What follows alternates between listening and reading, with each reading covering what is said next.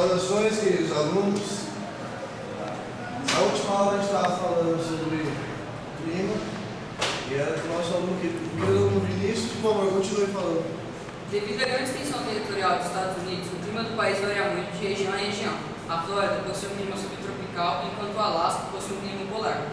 Vastas porções do país têm um clima continental, com verões quentes e invernos frios. Algumas partes dos Estados Unidos, em particular da Califórnia, têm um clima mediterrâneo. No geral, porém, a maior parte dos Estados Unidos possui um clima temperado ou subtropical, marcado por várias estações distintas, com mudanças regulares de temperatura e precipitação. Vou falar um pouco sobre a política. Os Estados Unidos são uma república federal presidencialista. No nível federal, o principal oficial do poder executivo do país é o presidente, eleito por um colégio eleitoral. O candidato à presidência que obtém a maioria dos votos do colégio eleitoral em uma data de eleição presidencial é o vencedor dessa eleição. O poder legislativo americano é exercido pelo Congresso, composto pela Câmara dos Representantes e pelo Senado.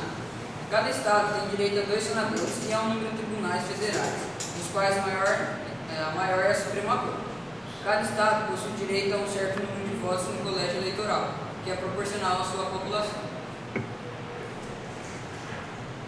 É só? É. Diga o próximo trabalho. Você? Sobre o que é? Pré-história. Os atuais Estados Unidos da América nasceram da união de 13 colônias britânicas estabelecidas na costa atlântica da América a partir do século XVII. O Reino Unido passou a impor impostos que se tornaram extremamente populares entre os colonos americanos, que além disso não dispunham de representação no parlamento do Reino Unido. As tensões entre as 13 colônias britânicas e o Reino Unido cresceram e as 13 colônias rebelaram-se contra o parlamento e rei britânicos na Guerra de Independência iniciada em 1775 e que perdurou até 1783. Na época, as diferenças socioeconômicas das 13 colônias eram enormes, com o norte industrializado e o sul agrário. Por exemplo, ao se tratar da escravidão, o norte industrializado era contra e o sul agrário era a favor. Essas diferenças foram um dos muitos motivos de tensão política que gradualmente geraram a Guerra Civil Americana entre 1831 e 1835. Os Estados Unidos acabaram efetivamente com todas as nações nativa-americanas residentes em território americano, movendo-as forçadamente dos seus antigos territórios para suas ervas indígenas.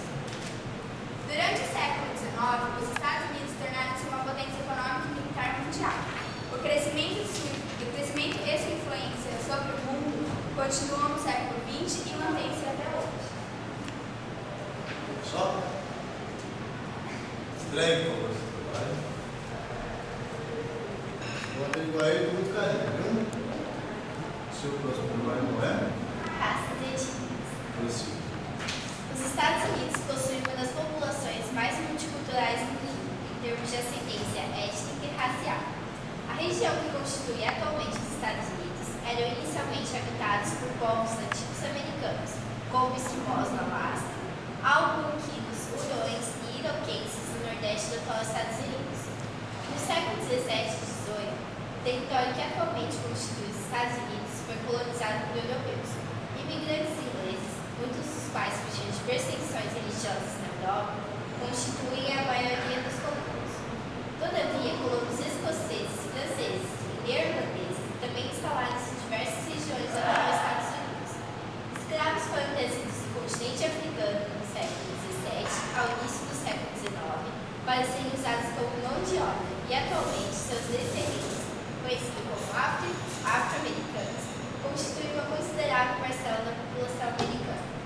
A partir de 1850, pessoas de diversas partes do mundo passaram a emigrar para os Estados Unidos. Até o final do século XIX, a maioria dos imigrantes vinham dos países da Europa Ocidental e Setentrional. Em décadas recentes até os dias atuais, hispânicos e asiáticos são os principais grupos de imigrantes instalando-se no país. Hispânicos constituem uma considerável parcela da população americana, sendo atualmente a minoria étnico-racial dentro dos Estados Unidos. Dado a alta imigração de hispânicos para os Estados Unidos, espera-se que o crescimento drástico dessa percentagem nas próximas décadas. Cerca de 64% dos hispânicos são mexicanos. Boa parte dessa imigração é ilegal. Expressiva a partir da década de 1860, a a imigração de asiáticos aumentou drasticamente durante a década de 1960, mantendo-se alta até os dias atuais. Isso é tudo? Isso é o trabalho. Agora eu vou dar uma breve explicação para vocês sobre as línguas que são faladas nos Estados Unidos.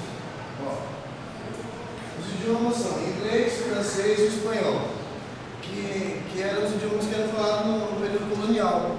Devido ao mais rápido desenvolvimento das colônias britânicas, o inglês acabou por impor-se como idioma oficial dos Estados Unidos, embora apresente diferenças com a relação ao inglês falado na Inglaterra. Possui a mesma gramática e estrutura. Os imigrantes índios frequentemente misturam o inglês com suas línguas nativas. Tem problema? A linguagem colonial apresenta diferença, às vezes acentuadas e as regiões para regiões. Por hoje é só. Podem ir para suas casas, deitar a cabeça no travesseiro e dormir tranquilamente. Acabou.